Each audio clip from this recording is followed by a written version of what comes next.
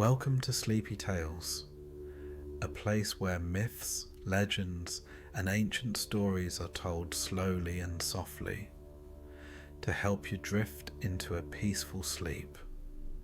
Before we begin, I'd love for you to share where you're from and what time it is where you are. It's always fascinating to see how far these stories travel. And if you enjoy relaxing stories, don't forget to subscribe and hit the bell icon so you never miss a night of our peaceful tales. Now, settle in, relax, and allow tonight's bedtime story carry you into sleep. Tonight's bedtime story is brought to you from the Underworld, where Hades, the ruler of the dead, spends his eternity avoiding paperwork and managing souls who can't remember why they're here.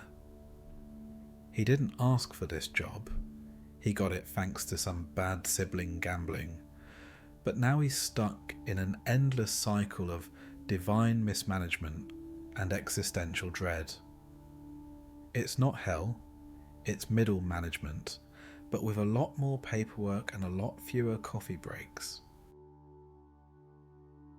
The Underworld, contrary to popular belief, is not a pit of flames or a howling abyss filled with pitchfork-wielding fiends. It is, instead, more of a cosmic after-hours office, maintained by a reluctant middle manager with a death motif. If you thought dying would free you from waiting rooms, administrative ambiguity, and moody co-workers, allow this eternity to correct you. Hades did not apply for this position. He wasn't groomed for it, trained for it, or even mildly interested in death management. His career trajectory began the moment the Olympian siblings overthrew their father Cronus, who had a habit of eating his children, a trait rarely encouraged on modern resumes.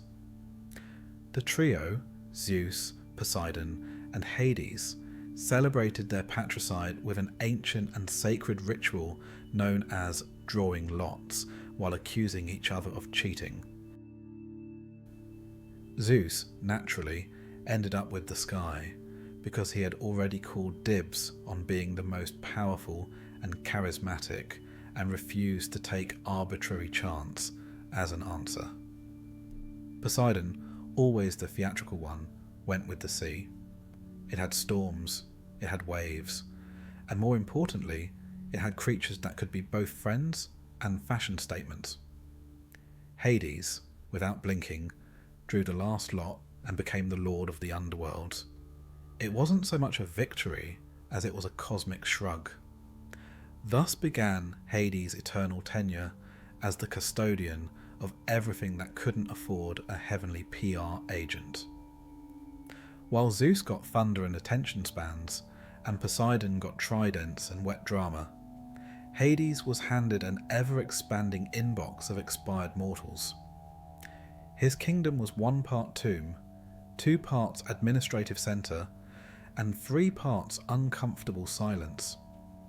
It was a domain populated by souls, regrets, and the occasional skeleton with questions about their paperwork. First-time visitors, well, technically every visitor is a first-time visitor, are treated to the scenic desolation of the river Acheron. It is a body of water that captures the essence of moaning, and possibly the last known place where sighs echo for eternity. Ferried across by Charon, a boatman who has never smiled and has a suspicious monopoly on ancient coins, one reaches the gates of the Underworld. These gates are neither gilded nor grand. They are iron, mildly creaky, and smell of damp limestone. They were designed by someone who thought imposing and inconvenient were synonyms. Past the gates lies the endless sprawl of the Asphodel Meadows, the Underworld's answer to suburban malaise. Here wander the vast majority of human souls, those who neither committed great heroism nor spectacular evil. They weren't good enough for Elysium, or bad enough for Tartarus. They were just people, the kind who returned their library books on time, but never volunteered for anything. Their punishment, if it can be called that, is eternal boredom. They drift like human tumbleweeds, occasionally trying to remember their names, or wondering if they locked the front door before they died. They didn't. No one ever does. The Asphodel Meadows are unchanging. The grass is a uniform grey-green, always slightly dewy, never growing, and definitely never dying. It has a faintly nauseating scent of wet parchment and forgotten intentions. Birds exist there, but only in theory. Sound carries poorly, memories carry worse, and everyone's sense of purpose evaporates like morning fog. It's not hell, but it is where the phrase eternal blah was coined. To the left, which may or may not mean anything in the underworld depending on how spatial metaphysics behave that day, lies Tartarus. This is the punishment wing of the afterlife, designed for souls who had the audacity to be ambitious in all the wrong ways. The Titans are imprisoned here, alongside a long and ever-growing guest list of ancient misbehaviours. Sisyphus rolls his rock endlessly uphill, each attempt a masterclass in upper body futility. Tantalus reaches for food and drink that perpetually retreats, a metaphor so on the nose that it's been nominated for a divine award in cruel symbolism. Then there are the Danaides, sentenced to fill a basin using leaky jugs. They exemplify the fatal intersection of murder and poor hydrodynamics. Also present is Ixion, spinning eternally on a flaming wheel for reasons no one remembers clearly, but which probably started with a party Zeus was invited to.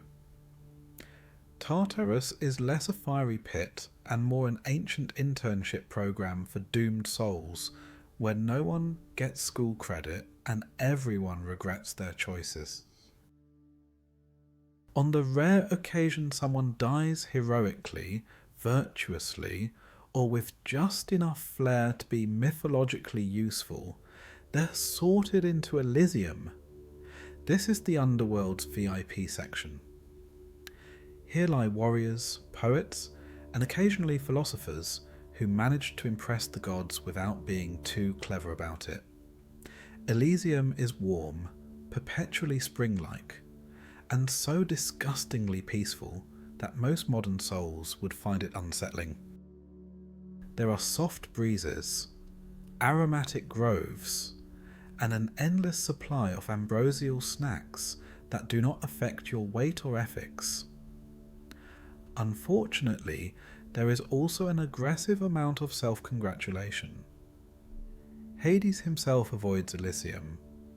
It's not that he dislikes the virtuous, it's that he can't stand smug eternity. The real problem is the lighting. It's far too cheery, and every time he tries to introduce a shade appreciation corner, the residents organise passive-aggressive poetry readings until he leaves. Of course, to navigate this multi-layered deaf bureaucracy, one must cross rivers. There are 5, which is 4 more than necessary, but exactly the right number for mythological symbolism. Styx is the most dramatic, associated with oaths, curses, and emotionally charged declarations. It is legally binding, incredibly salty, and has the emotional temperament of a deeply wounded teenager. Lethe, the river of forgetfulness, is used by souls who wish to erase their memories before reincarnation or eternal loitering. It is not recommended for anyone with outstanding favours. Phlegethon, the river of fire, is the underworld's attempt at visual flair. It glows, it sizzles, it looks impressive in promotional frescoes. Do not attempt to swim in it unless your idea of leisure involves eternal combustion. Cocytus, the river of lamentation, is quieter but no less emotionally taxing. It is popular among playwrights, romantics, and anyone who enjoys the sound of dramatic sobbing at a distance. Acheron, already mentioned, is the river of woe, but more of the slow, burning existential kind than outright despair. Together these rivers form a hydrological pentagram of despair and occasional poetic inspiration. Cerberus, the Underworld's guardian, is a dog with 3 heads, each equipped with a unique level of distrust. He is technically a good boy, though standards vary. The left head is alert, the right is skeptical, and the middle head is usually asleep.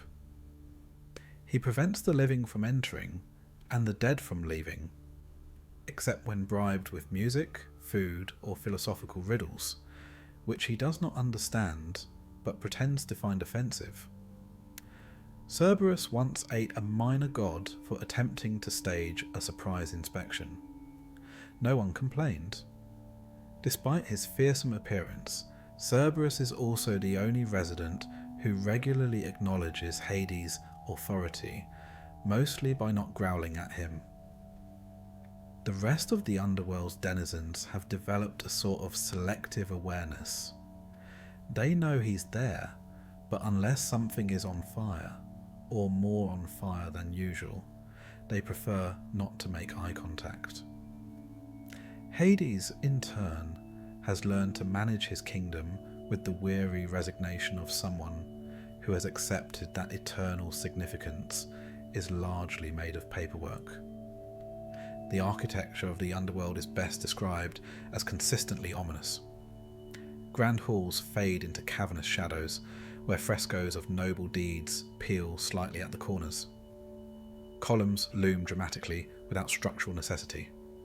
Everything echoes, even thoughts. Torches flicker without fuel. There is no dust, yet everything feels like it should be dusty. A team of spirits once tried to clean the place for Hades' birthday. They are now haunting a mop. The Underworld is not cruel, just relentlessly indifferent. It does not celebrate, it does not punish excessively, it does not even surprise. It is simply the conclusion of a life, the punctuation mark at the end of every story. And Hades is its grammarian, eternally correcting syntax errors in the soul registry. His kingdom doesn't need to be dramatic. It just needs to be there, inevitable and quiet, like background music you can't quite turn off.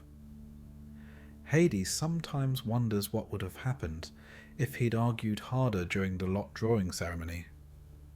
Maybe the sky wouldn't have suited him. Too bright, too loud.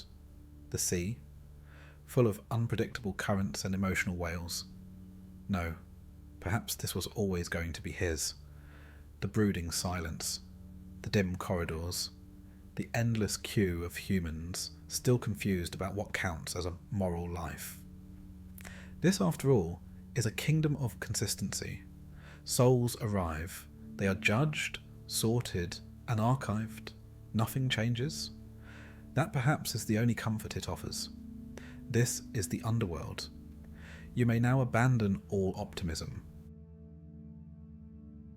At a glance, one might imagine that being a god would involve thunderous proclamations, dramatic entrances, and a throne forged from the bones of lesser beings.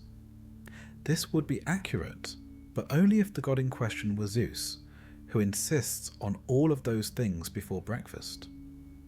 Hades, on the other hand, is a god who wakes up not to the fanfare of trumpet-bearing cherubs, but to a scroll titled Outstanding Soul Filings, Urgent, and the unmistakable scent of something metaphorically burning. His mornings begin, if such a concept exists underground, in a room entirely too dim to justify its chandelier. The chandelier itself was a gift from Poseidon, who claimed it was made from ethically sourced shipwrecks. It hangs slightly crooked, possibly as a metaphor. Hades wakes up precisely 36 minutes before his first scheduled haunting, not because he's punctual, but because Hypnos, the god of sleep and professional narcoleptic, snoozes through his wake-up duties again. His inbox is an ornate bronze urn overflowing with complaint scrolls, soul petitions, and memos from Olympus marked urgent, in a handwriting suspiciously similar to Zeus's. The top 3 messages are, without fail, a soul requesting early reincarnation, because the Asphodel Meadows are killing their vibe. A passive-aggressive note from Persephone about seasonal floral placements, and an all-caps missive from Charon demanding hazard pay. Hades reads each one with the enthusiasm of a god who knows none of them will resolve themselves. By mid-morning, he has settled into his judgment chair, an uncomfortable piece of furniture carved from petrified bureaucracy.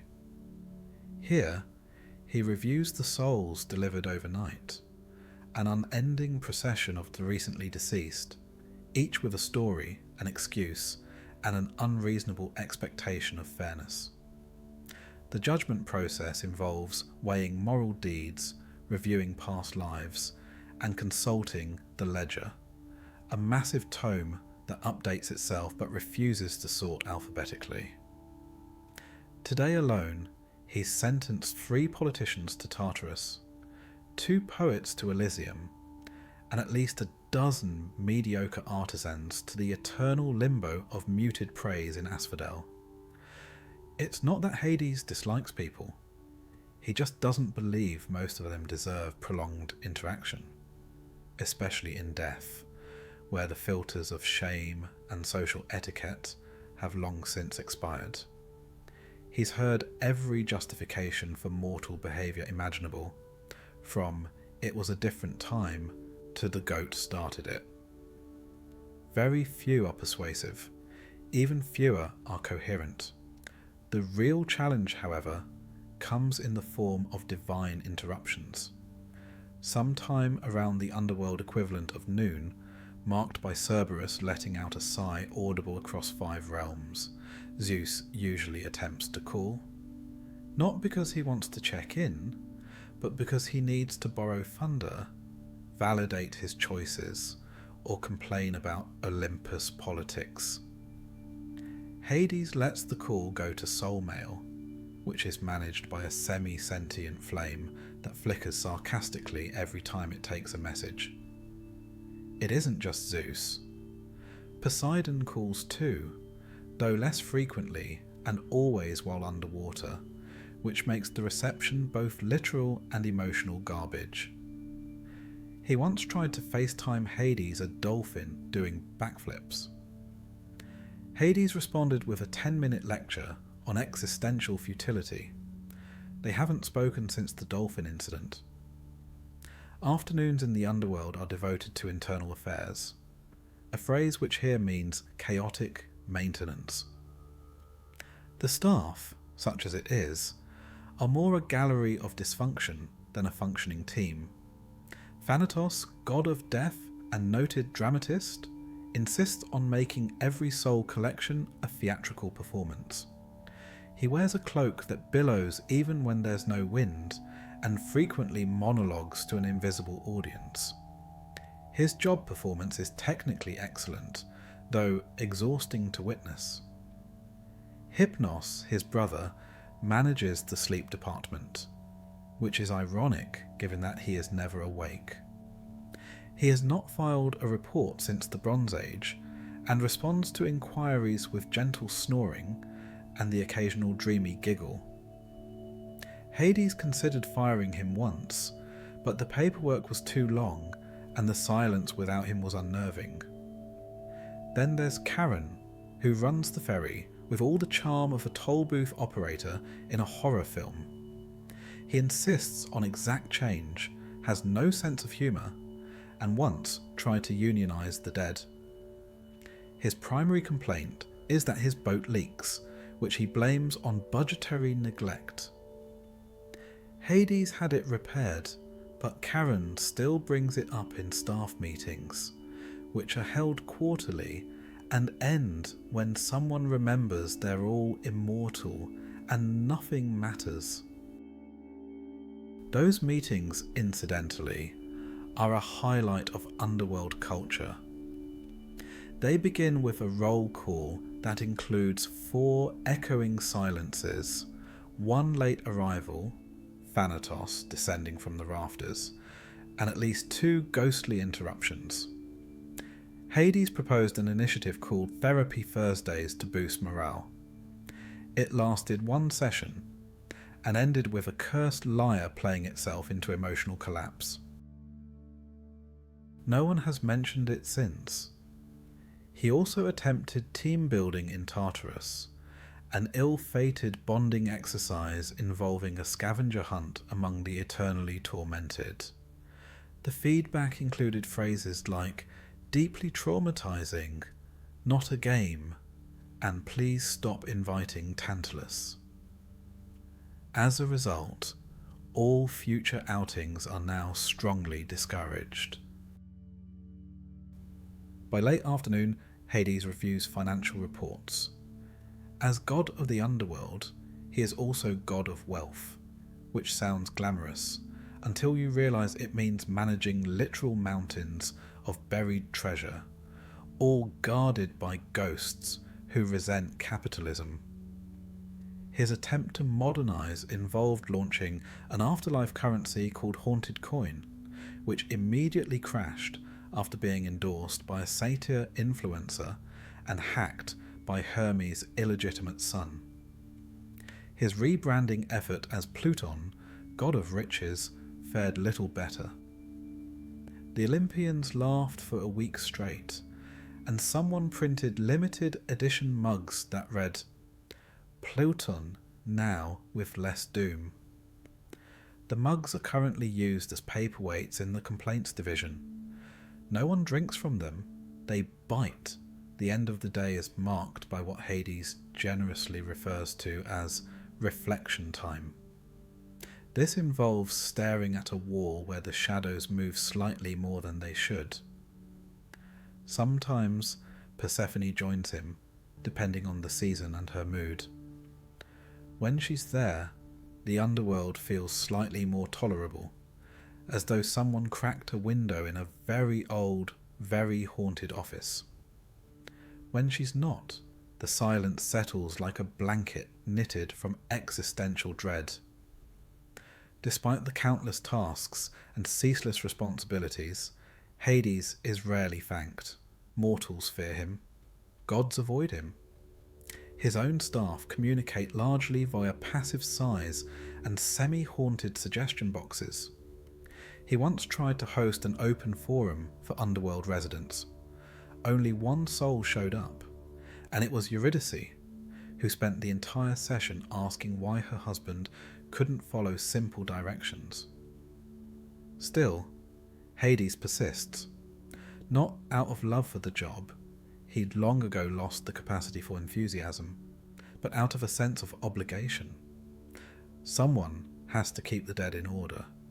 Someone has to update the soul sorting guidelines every century.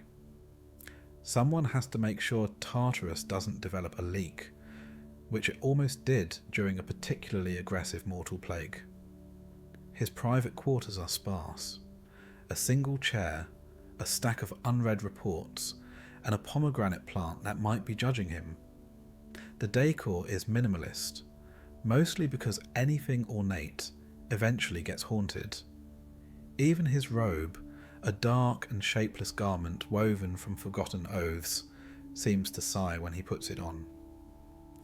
Hades sometimes wonders what would happen if he stopped. If he simply didn't show up one day, would the souls riot? Would Cerberus eat a philosopher? Would Zeus even notice? Probably not. The underworld, like most bureaucratic institutions, would grind on, increasingly inefficient, increasingly absurd, and wholly unaware of its own decay. But he doesn't stop. He wakes up. He judges. He files. He avoids calls. He hosts meetings no one wants to attend. And when the day ends, he sits with the silence and considers whether anything ever really changes. It doesn't, but he considers it anyway. And that really is the essence of divine middle management. You don't get the glory, you don't get the gratitude, you get the souls, the scrolls, and the slight tremor in your left eye that never goes away. You get exactly what you didn't ask for all eternity, and you make it work because it has to. Hades is not a villain. He is not cruel. He is not even particularly dramatic. He is simply over it, eternally, and that's more terrifying than any hellfire. Love in the underworld is a complicated concept. It smells faintly of sulphur, carries the emotional range of a tax audit, and tends to end in spontaneous tree transformation. Hades, Lord of the Dead, was not born romantic. He wasn't even born approachable. His version of flirting involves long silences, occasional brooding, and gifting ornamental gemstones with an aura of mild dread. So it's perhaps no surprise that his greatest romantic success began with what some have generously called a problematic abduction, and others have labelled ancient divine kidnapping with seasonal side effects. Persephone, goddess of spring, daughter of grain-hoarding helicopter Mom Demeter, an innocent symbol of renewal, made the crucial mistake of existing within visual range of Hades while picking flowers. In his defence, she was glowing. In her defence, she had no idea subterranean marriage proposals were even an option. What happened next could be described as love at first sight, or at least the Underworld's version of it. Hades burst through the earth in a chariot drawn by shrieking night horses, and, rather than introducing himself like a functional deity, wordlessly grabbed her and vanished into the soil. The flowers were never seen again. Witnesses still describe it as a lot. Now, Hades didn't mean to traumatize an entire generation of mortals or destabilize the agricultural calendar. He just wanted companionship, preferably someone who wouldn't dissolve into screams upon hearing the phrase eternal consort. Unfortunately, there are ways to ask someone to dinner that don't involve geological violence and ignoring consent. Hades chose none of those ways. Persephone, newly rebranded as the Queen of the Underworld, without an interview or benefits package, responded to this forced engagement the way any rational deity might, with long silences, passive resistance, and the occasional floral outburst. Her rooms began to sprout gardens, despite being miles underground. Cerberus started smelling faintly of lilacs. Souls began reporting inexplicable feelings of hope. It was an administrative nightmare. Above ground, Demeter noticed her daughter's disappearance almost immediately, largely because spring failed to start, grain refused to grow, and bees began attending therapy. She scoured the planet, interrogating birds, rivers, and suspiciously quiet clouds, until she finally received confirmation from Helios, the sun, who had seen the whole thing and chose to say nothing for dramatic effect. Demeter responded with calm, measured wrath, which is to say she turned the earth into a frozen wasteland and threatened to sue Olympus. Zeus, whose primary parenting style is denial mixed with thunderbolts, tried to ignore the problem until the humans began sacrificing burnt bread out of sheer desperation. He eventually caved, not out of empathy, but because a famine meant fewer sacrifices, and fewer sacrifices meant fewer gold-plated goat statues in his name. He approached Hades with the kind of delicacy typically reserved for explosive volcanic vents and ex-wives. Hades, when confronted, maintained the air of someone who believed this was all a misunderstanding and not a public relations crisis of mythological proportions. He made his case. Persephone was adjusting. The underworld had never looked more vibrant, and he had even redecorated her chambers to include windows. Granted, they faced a wall of weeping souls, but still windows. Persephone herself was consulted, a formality more than anything, though she did not scream or hex anyone, which was interpreted as progress. The real issue was whether she had eaten anything in the underworld, since ancient magical law is nothing if not based on arbitrary dietary contracts. Hades, in what could only be described as a romantic gesture wrapped in poor judgment, had offered her pomegranate seeds. She ate 6. That's all it took. 6 seeds, and the contract was sealed. Divine rules, much like yogurt expiration dates, are mysteriously powerful. Thus began the arrangement. Persephone would spend 6 months above ground with her mother, restoring the land and cheerfully pretending not to be furious. The other 6 months she would return to the underworld, resume her role as queen, and engage in awkward dinners with her emotionally stunted husband. This arrangement accidentally created the seasons. Spring marked her return to the world. Autumn marked her descent. Winter became Demeter's annual tantrum. Summer was mostly Zeus taking credit for things. Their marriage, such as it was, became a complex tapestry of avoidance, attempted affection, and annual bargaining. Hades tried to be romantic. He really did. He once commissioned a poem from Orpheus, which he read aloud in a voice best described as stoically doomed. He gifted Persephone ghost orchids, which wilted immediately but were symbolic. He even tried making conversation, an act that involved long pauses followed by sudden philosophical questions about entropy. It was not a smooth courtship. Persephone, for her part, found her own ways to assert control.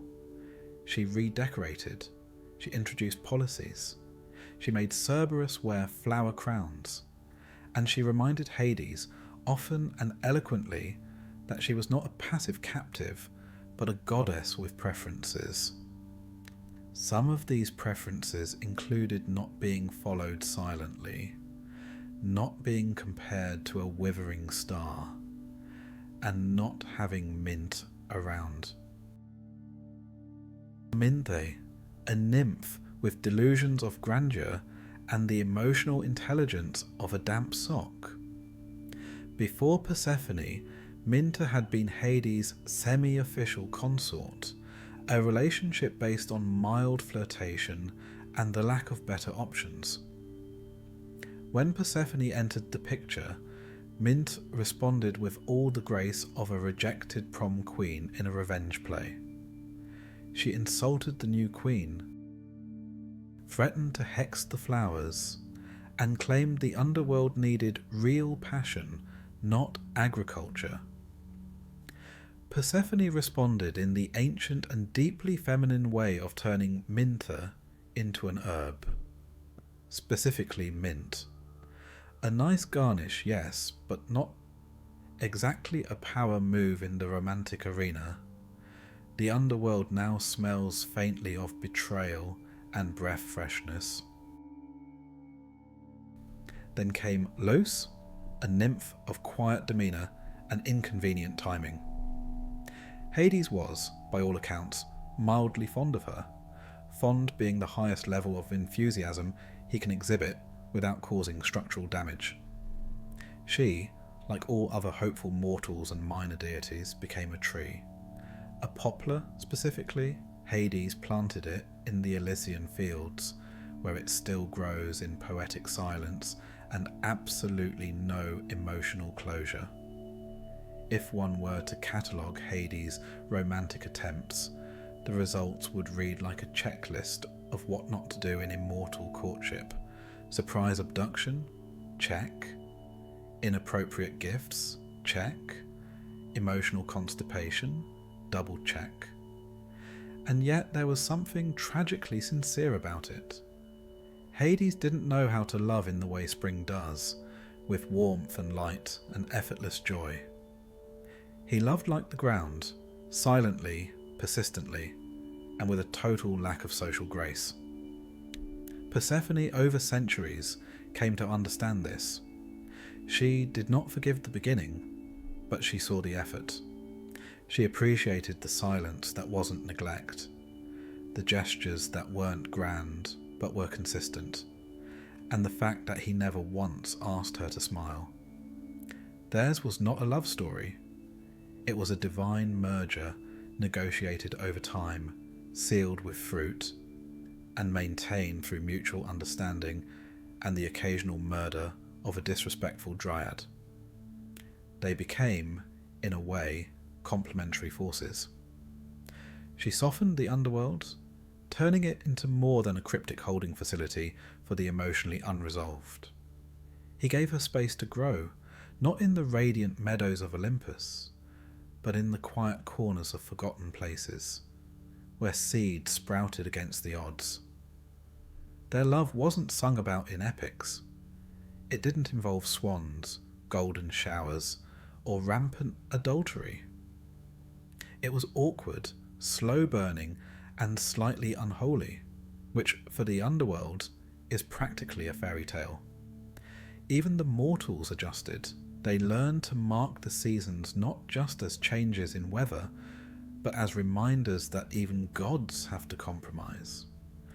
Farmers waited for Persephone's return with offerings. Poets wrote lines about the pomegranate's curse and blessing. Hades continued to misplace romantic metaphors, and Persephone continued to correct him, usually with annotated scrolls and passive-aggressive floral arrangements.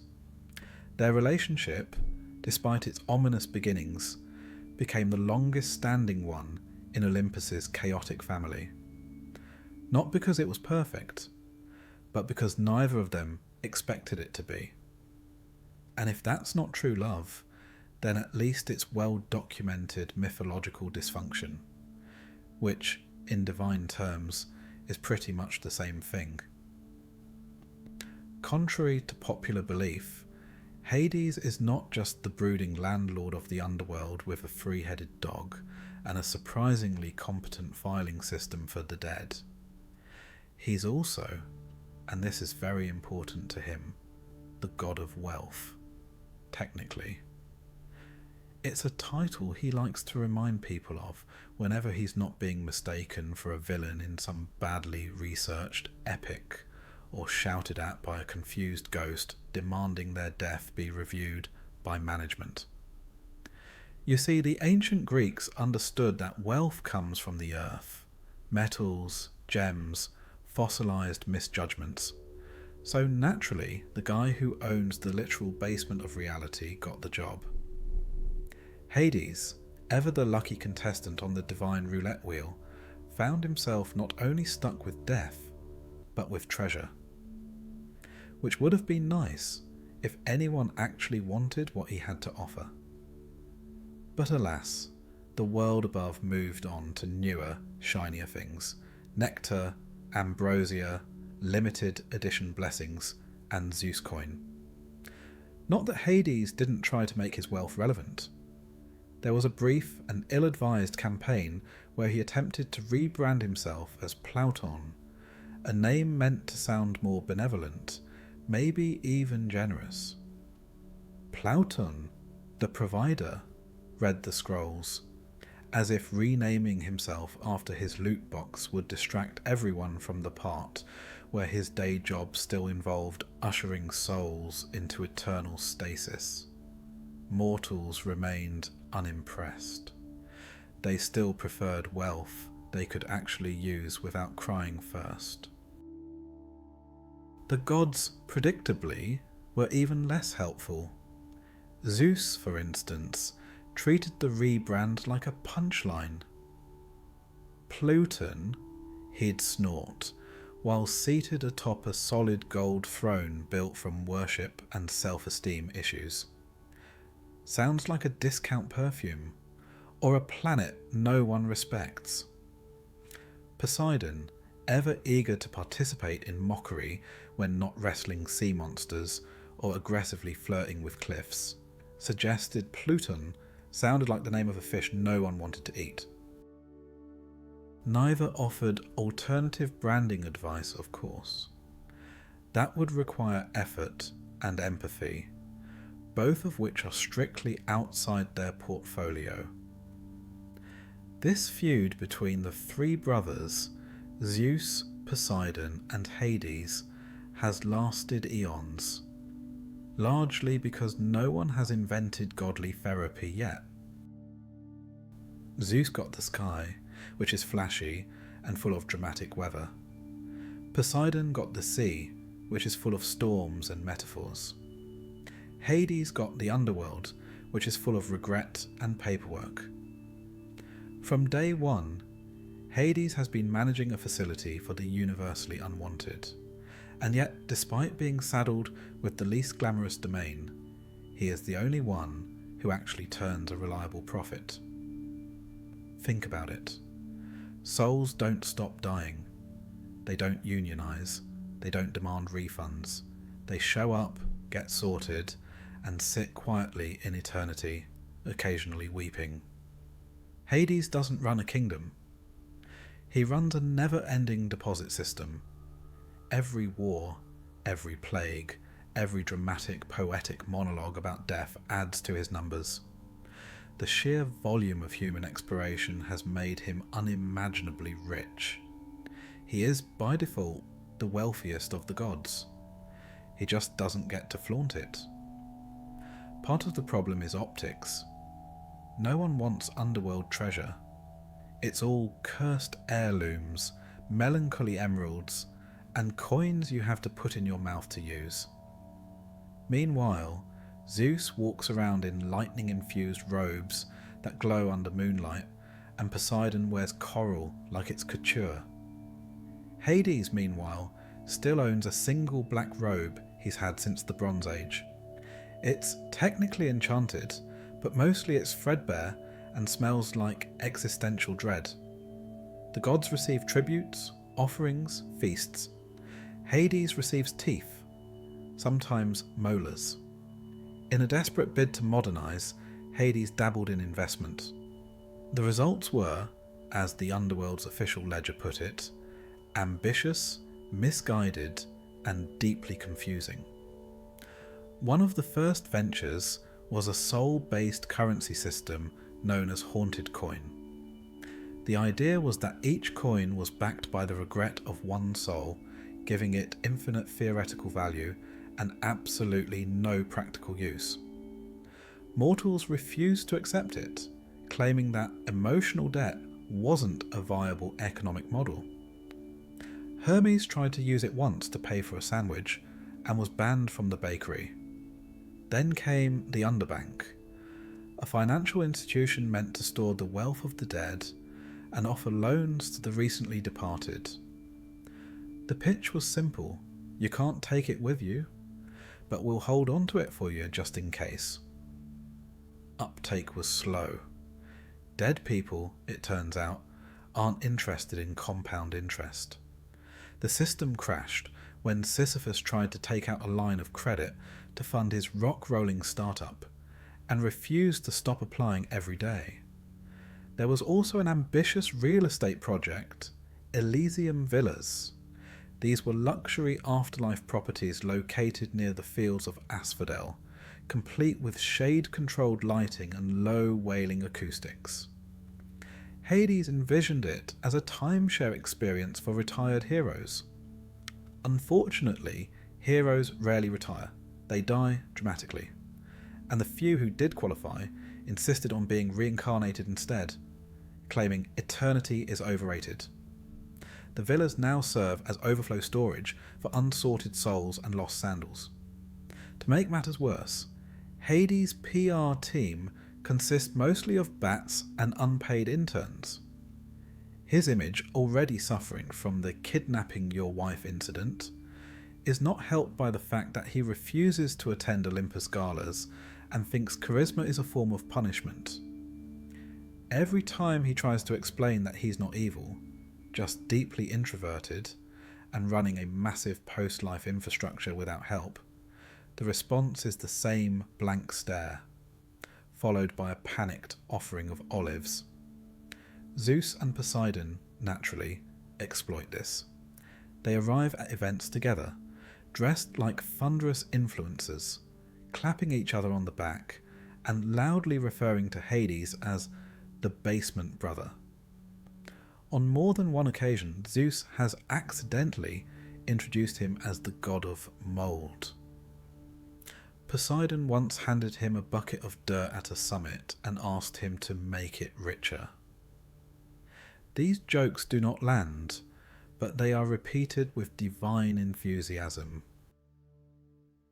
Hades, being Hades, responds the only way he knows how. Quiet fury and annual audits of mortal economies. Whenever a civilization gets too smug about its coinage, or builds a massive statue of Zeus with taxpayer funds, a strategic flood or economic collapse tends to follow.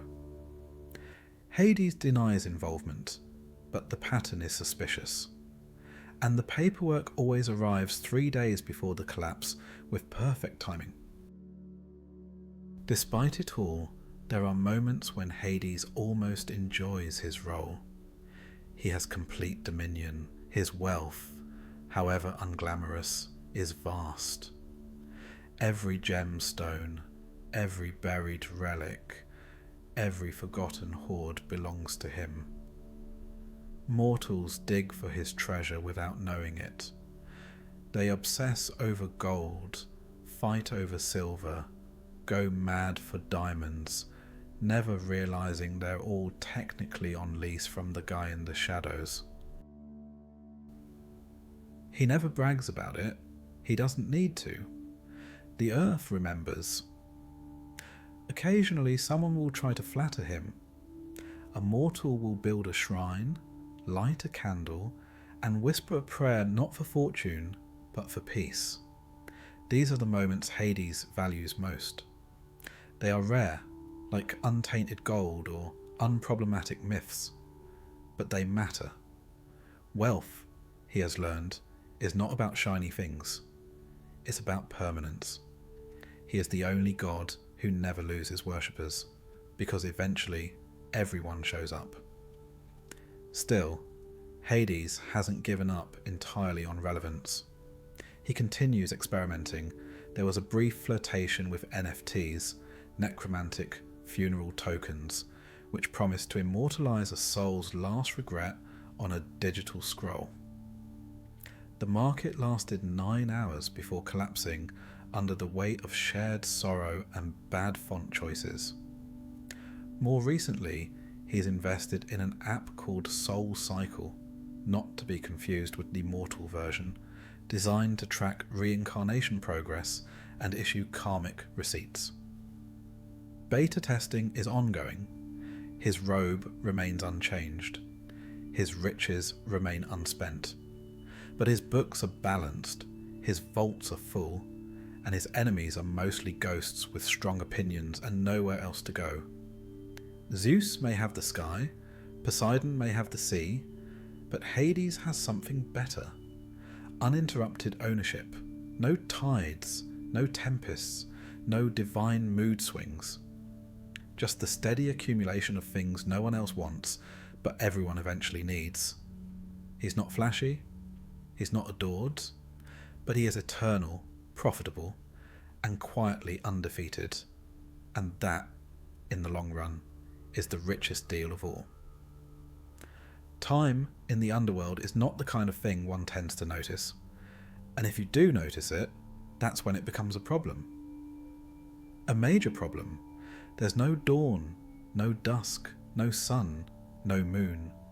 There's just an ever-present greyness, a twilight that never ends, as if someone had taken the world's most boring hour and stretched it across eternity. After all, what's the point of time when you're dead? There's no rush to do anything, no reason to finish anything, no chance of finishing anything. Time is a concept that doesn't exist here, and yet it passes, or doesn't. It's impossible to tell. Hades had long since lost track of when the last thing had actually happened. He'd been here for so long that the idea of marking anything in the conventional sense seemed absurd. His realm, the Underworld, had no rhythm to it, no cycle. It just was. Everything, from the mundane to the cosmic, shuffled along in the slow, indifferent way that only the afterlife could. There were moments, rare, fleeting moments, when Hades had the occasional thought that this whole arrangement might not have been exactly what he'd bargained for. But of course, he wasn't one to dwell on things like that. A god of the dead had little need for self-reflection. Besides, it wasn't as if things had gotten worse. It was just that they'd gotten consistent, which was probably the most anyone could ask for. In a place where your biggest task was to manage souls and keep track of everyone's eternal suffering. Still, it was a little disappointing. After all, even gods get bored. There were the usual suspects in his realm. Sisyphus, eternally rolling his boulder up the hill, with the hope that maybe, just maybe, today would be the day it would stay at the top. The poor guy had been doing it for so long that Hades couldn't help but wonder if Sisyphus had forgotten why he was doing it in the first place. But then again, that was the point. The punishment wasn't meant to be about success. It was about repetition. Eternal, soul-crushing repetition. It was, if anything, a great metaphor for existence itself. The guy was doomed to think that something could change when it never would. And Hades had to respect the sheer optimism of it all. Or was it stubbornness? Tantalus too was there, stuck in his own little personal hell, forever reaching for the fruit just out of his grasp, his mouth watering but unable to taste. The idea that his punishment was never about whether he could reach the fruit was an interesting thought. Hades had no doubt that Tantalus had long since given up on the idea of actually eating. The real punishment, as Hades saw it, was the endless frustration of trying. It wasn't about the food, it was about the not having it. And then, of course, there was Orpheus. Orpheus with his lyre, strumming and singing to his heart's content, playing melodies that, in some bizarre twist of irony, only made the place even more mournful. Orpheus wasn't just a sad musician. He was a sad musician trapped in an even sadder story. He had once loved Eurydice, but his music had not been enough to save her. He had once believed that his music could change things, change everything. But now he was just playing it for no one.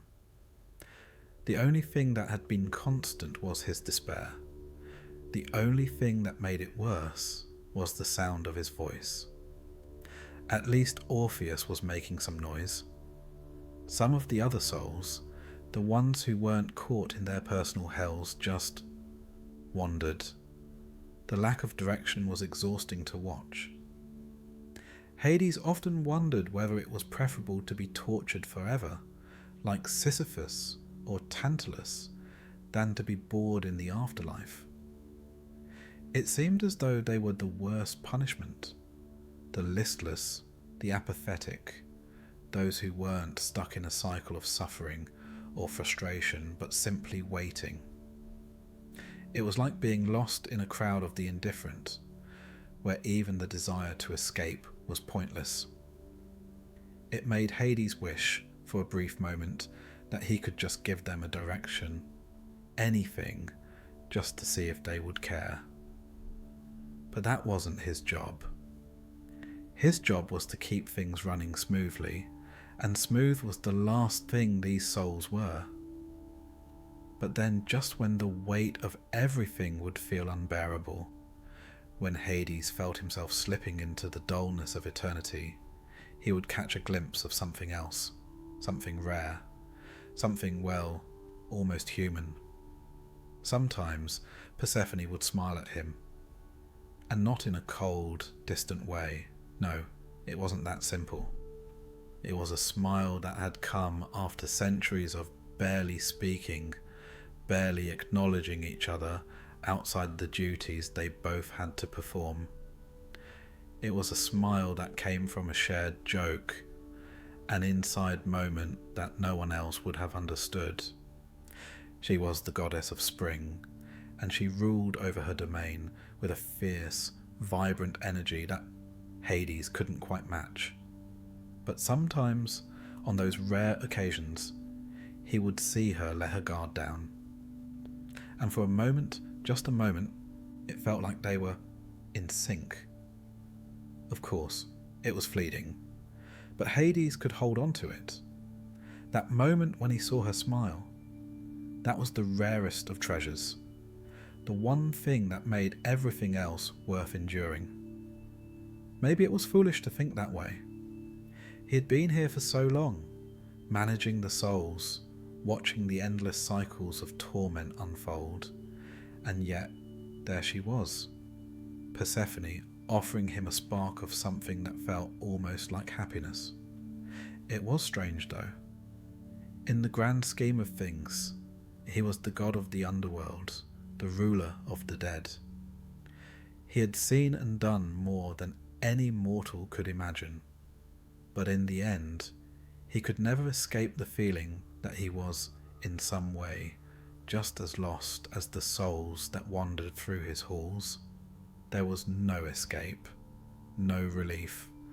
There was only the never-ending task of keeping everything running smoothly. And it wasn't like he could retire.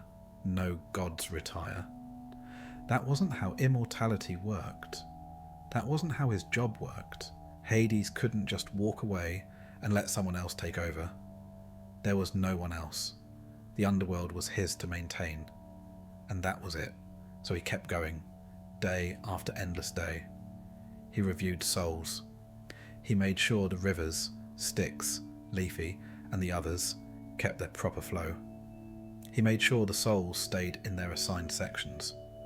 Asphodel for the mediocre ones, Tartarus for the overachievers, and Elysium for the few, the heroic, the rare. It was a system. It was a method. It was a bureaucracy, retirement. It wasn't even a concept. For gods like Hades, there was no such thing. The only thing that changed, if anything, was the occasional moment of clarity when Hades realised just how little he had changed himself. He had the same job, the same eternal duties, the same hollow existence. He had never even had the chance to want to retire. And besides, what would he even do if he did retire? The idea of leaving the underworld was ridiculous. This was his place, his domain. Even if he could leave, there was nowhere else for him to go, no other role to take. He would still be stuck in his own endless loop. At least here, he had some sense of purpose, even if it was just making sure the souls didn't get too rowdy. So he carried on, as he always did, managing the dead, keeping order, watching the eternal, self-contained cycle spin around him. He might have had fleeting thoughts of something else, something brighter, something more, yet they would always fade. There was no escaping what he had been given. The underworld was his reality, his burden, his place, and deep down he knew that, like everything else in the underworld, it would never change. At least the paperwork would be eternally consistent.